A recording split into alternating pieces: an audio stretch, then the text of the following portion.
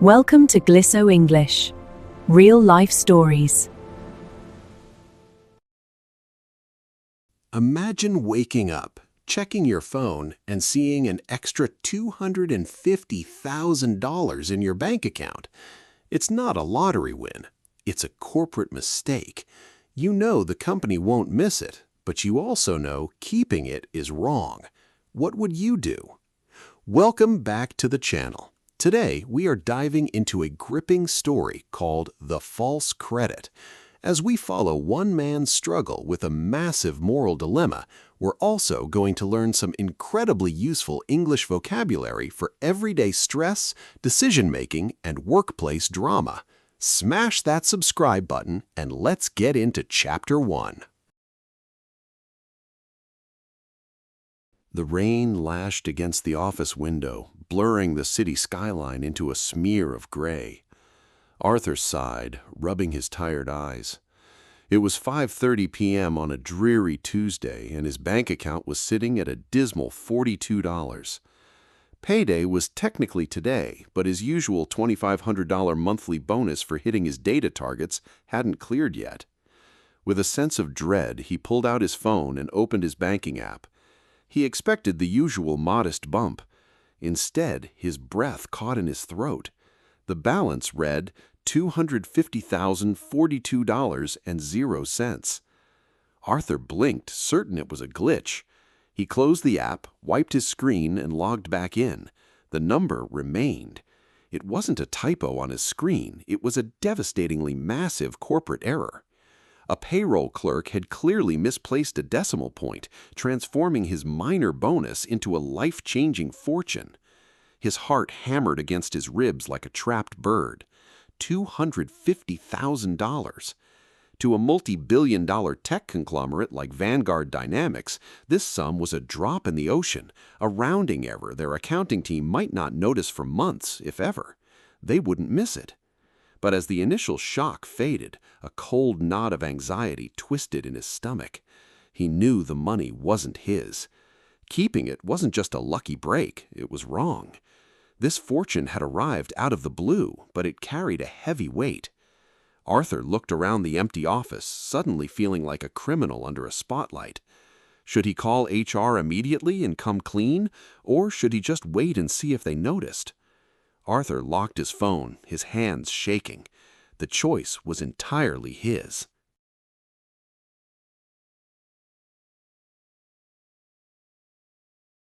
The next morning, the corporate office felt entirely different. Arthur walked past the sleek marble reception desk, his backpack feeling twice as heavy as usual. He nodded at the security guard, wondering if his guilt was written all over his face. He sat at his cubicle and stared at his computer screen, but his mind was trapped in his banking app. The money was still there, quietly sitting in his account like a ticking bomb. "Morning, Artie," his coworker Marcus said, dropping a stack of files onto his desk. "Did you see the email about the new corporate catering? They're spending $50,000 on a launch party." Arthur forced a smile, his throat tight as he replied, "Wow, that's a lot of overhead costs." Marcus laughed and walked away, completely unaware of the storm raging inside Arthur's head. $50,000 for a single party was pocket change to Vanguard Dynamics. The company wasted money constantly on useless software upgrades and executive bonuses. Arthur began to rationalize the situation, trying to quiet the stubborn voice of his conscience. "They underpay me anyway," he muttered to himself, clicking through a spreadsheet. "If they can throw away money on catering, they won't even notice this mistake." He spent the afternoon looking for excuses, trying to convince himself that he was entitled to the cash. But every time the phone rang, his stomach dropped, expecting HR to call him out. By 5 p.m., no one had noticed the missing $250,000, and the silence was deafening. Arthur packed his bag, realizing that the company's sheer size was working in his favor. He left the building with a dangerous new thought taking root. Maybe he could actually get away with this.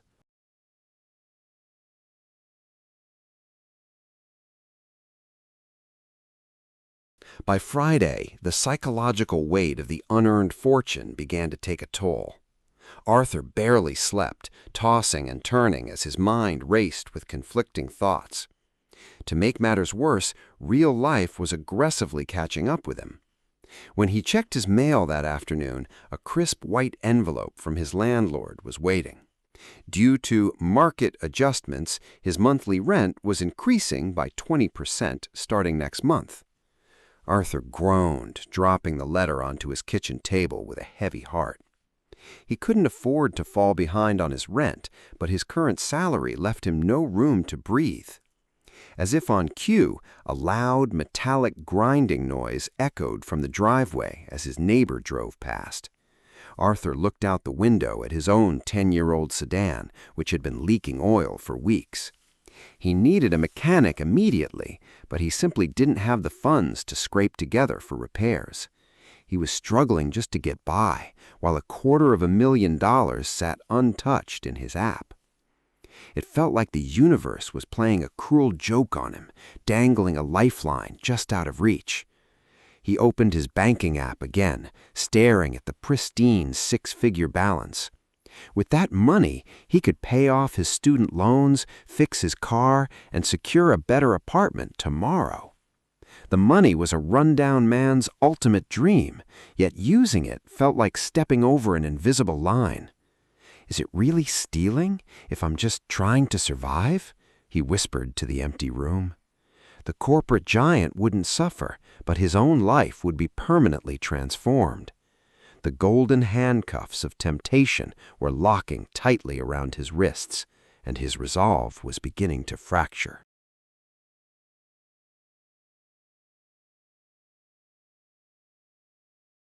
On Saturday afternoon, Arthur sat in a crowded downtown cafe, nervously tapping his fingers against his coffee mug.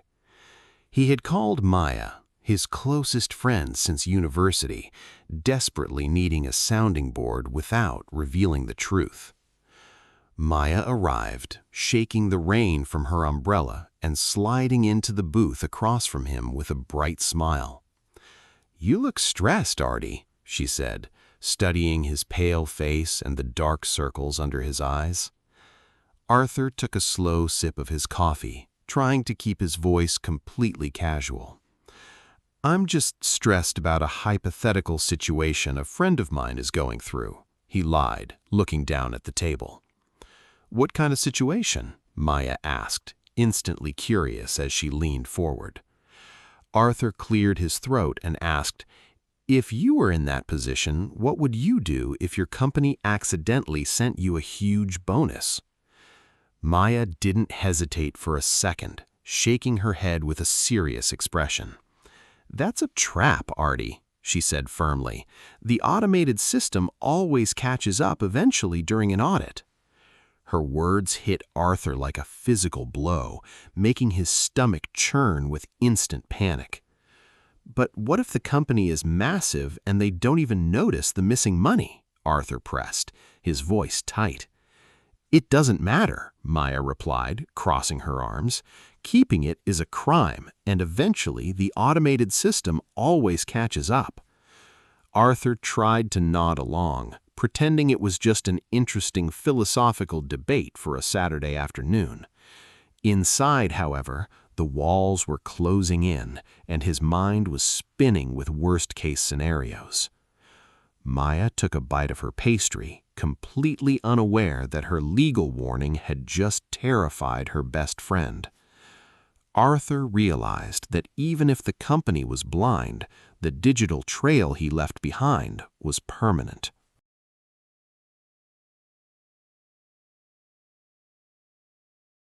Monday morning brought a cold dose of reality to the data department at Vanguard Dynamics. The department head stood at the front of the room, announcing that the internal audit team was moving up their quarterly review. Arthur's heart stopped, his hands turning instantly ice-cold against his keyboard. He was tasked with pulling the digital ledgers for his entire team, meaning he would have to look directly at the payroll glitch. If he pulled the accurate sheets, the error would stare back at him in bright red numbers. He sat in front of his dual monitors, his cursor hovering over the database export button. A terrifying thought crossed his mind. He could alter the code slightly to mask the transaction. If he chose to cook the books, he would step over the line from a passive bystander into an active criminal. He stared at the flashing cursor, sweat breaking on the back of his neck as he weighed the options. He could alter the code and hope the auditors would overlook the small discrepancy in the chaos. Or he could do the right thing, come clean to his manager, and hand over the correct data sheets. "Everything all right, Arthur?" his manager asked, walking past his cubicle and pausing. Arthur quickly closed the spreadsheet window, his face flushing as he forced a tight nod.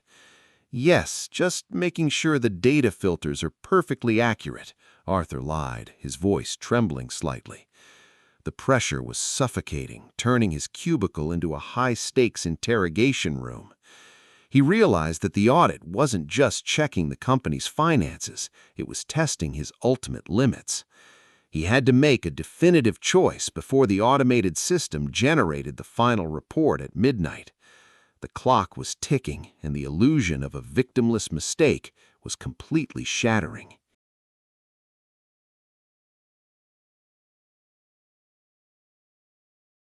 Arthur sat frozen in his chair, staring at the raw database files for the payroll department.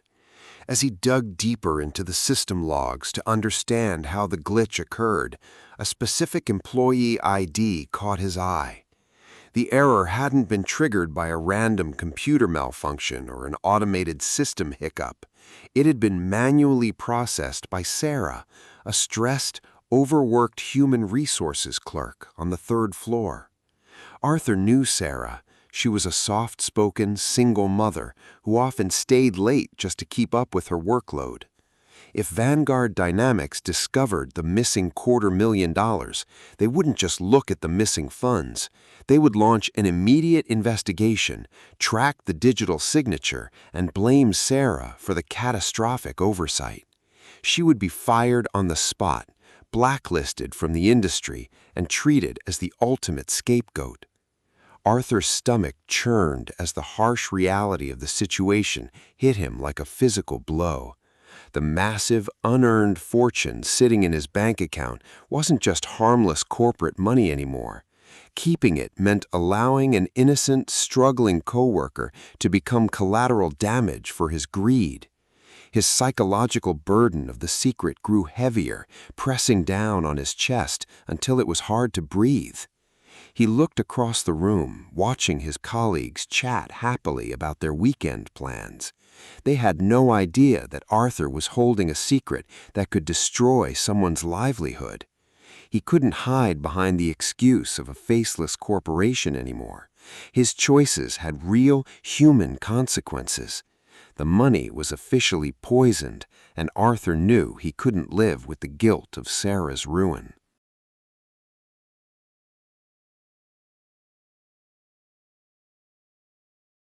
The pressure inside Arthur's chest reached a boiling point by Wednesday afternoon. He couldn't focus on his work, his mind completely consumed by intense paranoia. He logged into his personal banking app, staring at the $250,042.02 that felt more like a prison sentence every day. An intrusive, desperate thought began to take hold of his mind. What if he just left?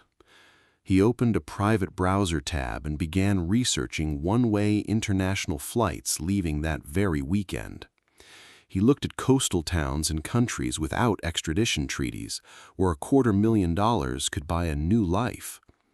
He fantasized about packing a single suitcase, leaving his old sedan in the airport parking lot, and disappearing. He could quit his soul-crushing job via email and never look back at Vanguard Dynamics again. For a moment, the thought of escaping gave him a rush of adrenaline, making him believe the grass is greener on the other side. But as he stared at the flight booking screen, the cold reality of the situation washed over him. If he fled, he would spend the rest of his life forced to look over one's shoulder, waiting for the police to catch up. He would be a fugitive, permanently cut off from his family, his friends, and his home. The illusion of an easy escape shattered completely, leaving him feeling more trapped than before. He closed the browser tabs, his hands shaking as he rubbed his face in exhaustion. Running away wouldn't erase the crime, it would only make the heavy burden of his guilt permanent. He was trapped in a prison of his own making, and the exit doors were rapidly closing.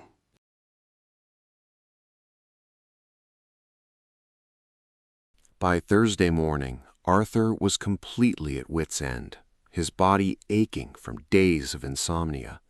He sat at his desk with his head in his hands, flinching at every sharp sound in the office. "Arthur, can you step into my office for a moment?" his manager, Mr. Henderson, called out sharply. Arthur's heart violently seized, and his uniform felt suddenly suffocating as he stood up. As he walked down the narrow corridor toward the glass-walled office, he felt like he was sweating bullets.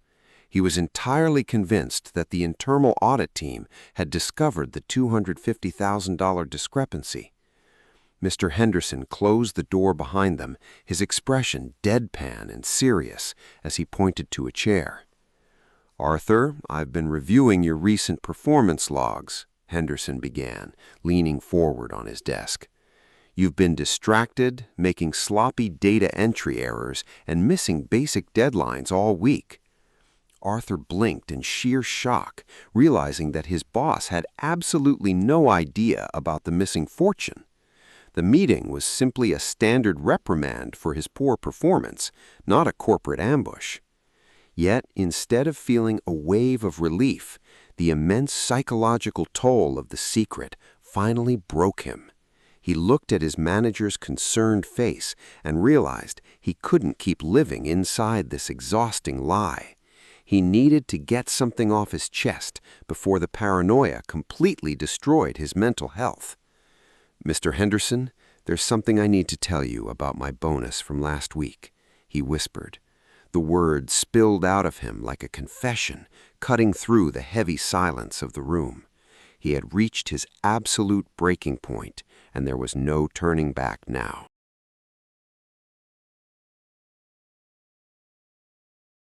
Mr. Henderson listened in stunned silence as Arthur confessed to the massive financial error. The manager's face shifted from confusion to pure disbelief, his eyes wide as Arthur explained the decimal point glitch. $250,000? Mr. Henderson whispered, looking around as if checking for hidden cameras. Arthur nodded quickly, moving straight to his ultimate plan to protect the innocent clerk on the third floor. "If I just transfer it back manually, the system will flag Sarah's employee ID and she will be fired. But I found a loophole in our data department's automated payroll architecture." Arthur opened his laptop and showed Henderson a sophisticated script he had spent the previous night writing. The script was designed to deploy an anonymous data patch directly into the company's main ledger. It would rectify the mistake by categorizing the $250,000 as a system calibration bounce back. By doing this, the money would flow back to Vanguard Dynamics anonymously, leaving no paper trail for the audit team to track. "It functions as a digital fail-safe," Arthur said, his voice steadying as he explained the technical layout. "The company gets every single dollar back, the audit passes smoothly, and Sarah's career is completely safe." Mr. Henderson stared at the code, then looked up at Arthur with a newfound expression of profound respect. "You could have kept the cash, Arthur," said Henderson quietly, his hand hovering over his desk. "I know," Arthur replied, "but keeping it would have cost me far more than the money was worth." Henderson nodded slowly, logging into his administrator terminal to grant Arthur the necessary network security permissions. With a single decisive click of the mouse, Arthur executed the script, sending the fortune back into the corporate ether.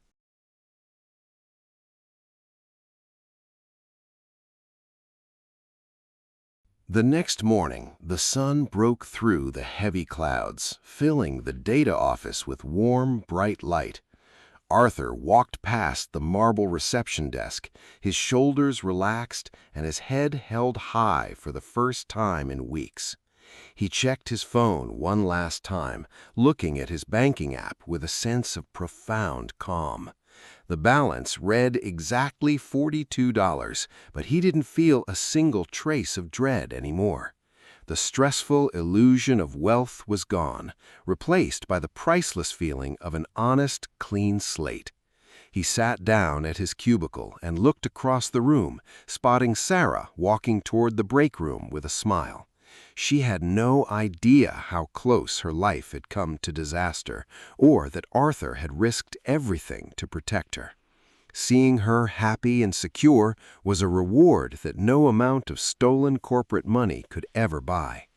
"Hey, Arthur, excellent work on clearing that audit data yesterday," Mr. Henderson said, walking past and giving a firm nod. Arthur smiled, feeling a weight lifted off his chest as he opened his daily spreadsheet files. He was still broke, his car still leaked oil, and he still had to deal with his landlord's rent increase. But as he typed away on his keyboard, he knew he possessed something far more valuable than $250,000. He had his integrity, his peace of mind, and his freedom intact. In retrospect, the false credit wasn't a financial blessing at all. It was a grueling test of his true character. He had faced the ultimate corporate temptation, made the right choice, and come out the other side a better man. Arthur took a deep breath of the fresh morning air, finally ready to face his real-life problems with a clear conscience. And that is the end of the false credit. Arthur lost the money, but he saved his integrity and his coworker's career. Honestly, I think he made the right call. Now, I want to hear from you. In retrospect, do you think Arthur did the right thing? Or should he have taken the money and run? Drop your thoughts in the comments below using at least one new vocabulary word we learned today. You can find all the vocabulary of the story down below in the description box. If this story helped you improve your English and see how people handle real-world problems, make sure to hit that like button and subscribe. It really helps the channel grow. Thank you so much for watching. Keep practicing your English, and I'll see you in the next story. Goodbye.